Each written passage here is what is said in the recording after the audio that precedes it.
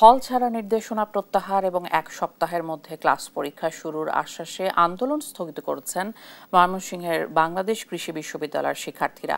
মঙ্গলবার সন্ধ্যা 7টা থেকে রাত 12টা পর্যন্ত কৃষি অনুষদের হল রুমে শিক্ষার্থীদের 40 সদস্যের প্রতিনিধি দলের সঙ্গে বিশ্ববিদ্যালয় প্রশাসনের টানা 5 ঘণ্টার আলোচনা হয়। এতে ভিডিও কনফারেন্সের মাধ্যমে অংশ নেন উপাচার্য অধ্যাপক ডক্টর এ.কে.এম. ফজলুল হক ভূঁইয়া।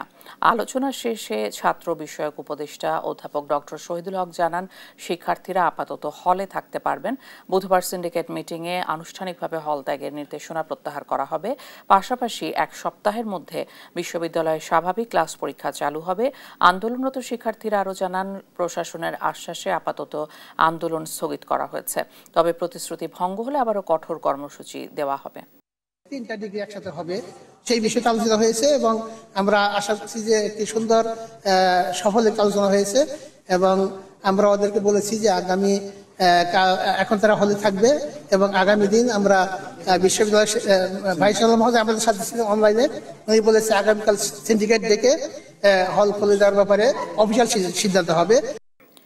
এ নিয়ে আরও জানাতে সরাসরি যুক্ত হচ্ছেন সহকর্মী ইলিয়াস আহমেদ। ইলিয়াস, বর্তমানে পরিস্থিতি কি দেখছেন? আর কম্বাইন্ড ডিগ্রির ক্ষেত্রে একাডেমিক কাউন্সিলের আগের সিদ্ধান্তই বহাল থাকবে বলা হচ্ছে, কি বলছে শিক্ষার্থীরা?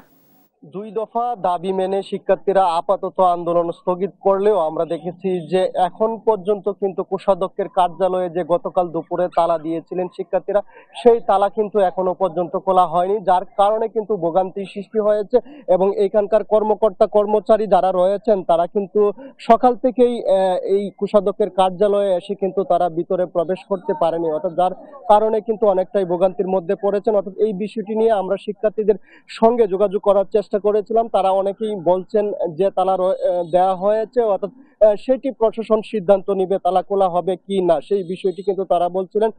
যদিও আমরা গতকাল রাতে দেখেছি, অর্থাৎ সন্ধ্যা 7টা থেকে আন্দোলনরত শিক্ষার্থী এবং শিক্ষকদের সঙ্গে যে একটি আলোচনা সভা হয়েছিল সেটি কিন্তু সন্ধ্যা 7টা থেকে শুরু হয়ে রাত 12টা পর্যন্ত চলে। দীর্ঘ 5 ঘন্টার আলোচনা শেষে কিন্তু শিক্ষার্থীরা আপাতত আন্দোলন স্থগিত করার কথা বলে এবং শিক্ষক প্রতিনিধি যারা ছিলেন তারা কিন্তু জানিয়েছেন যে আজকে সিন্ডিকেট সভার মাধ্যমে অর্থাৎ হল ত্যাগের নির্দেশনা প্রত্যাহার এবং অনির্দিষ্টকালের যে বিশ্ববিদ্যালয় বন্ধ করা হয়েছিল সেই বিশ্ববিদ্যালয় খোলার ব্যাপারে কিন্তু সিদ্ধান্ত হবে এবং কম্বাইন্ড ডিগ্রির দাবিতে যে আন্দোলন চলছিল দীর্ঘ 1 মাস, অর্থাৎ সেই আন্দোলন নিয়েও কিন্তু আজকের যে সিন্ডিকেট সভা সেই সিন্ডিকেট সভায় কিন্তু সিদ্ধান্ত হবে, সেই বিষয়টি কিন্তু শিক্ষকরা বলছিলেন। অর্থাৎ যার কারণে অর্থাৎ শিক্ষার্থীরা বলছেন যে তাদের যে প্রধান দাবি ছিল অর্থাৎ কম্বাইন্ড ডিগ্রি চালু, সেটি কিন্তু আসলে সমাধানে কিন্তু গতকাল যে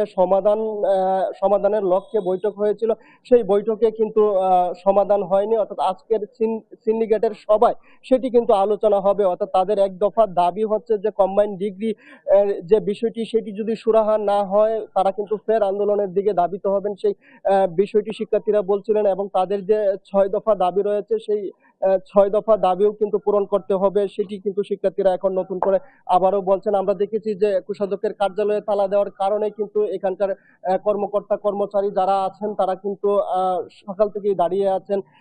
এতে করে আসলে কি সমস্যা হচ্ছে, আমরা যদি একজন কর্মচারীর সাথে যুক্ত হতে চাই। সমস্যা তো কালকে 1টা থেকে তালা মারছে, কালকে দাম করতে সমস্যা হইতেছে।